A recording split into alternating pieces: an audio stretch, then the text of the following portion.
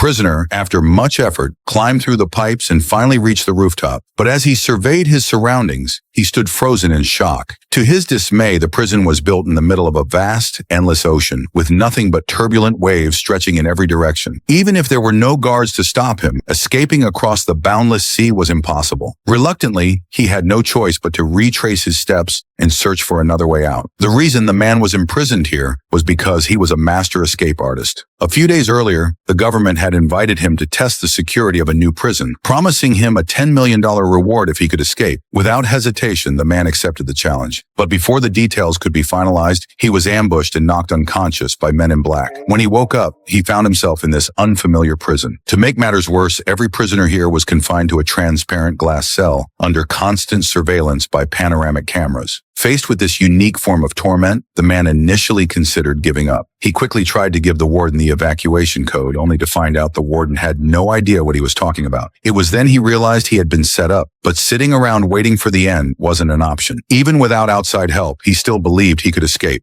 However, after a thorough inspection, he found no obvious weaknesses in the prison's design. Just as the man was running out of ideas, the prison's top inmate suddenly approached him. It turned out the inmate had noticed the man constantly observing his surroundings and guessed he was planning an escape. The two decided to team up. Their first step was to create a disturbance to get the man sent to solitary confinement, hoping to find a flaw in the prison's defenses. Although the solitary confinement cell was cramped and heated by electric coils, the man managed to spot the rivets in the floor. After nearly dehydrating from the heat, he was released and made another discovery. The entire building was vertically structured. A plan began to form in his mind. If they could remove the steel plate beneath the solitary confinement cell, they might be able to escape through the ventilation shaft. But to do that, they needed to cause more disturbances to get the man sent back to solitary confinement.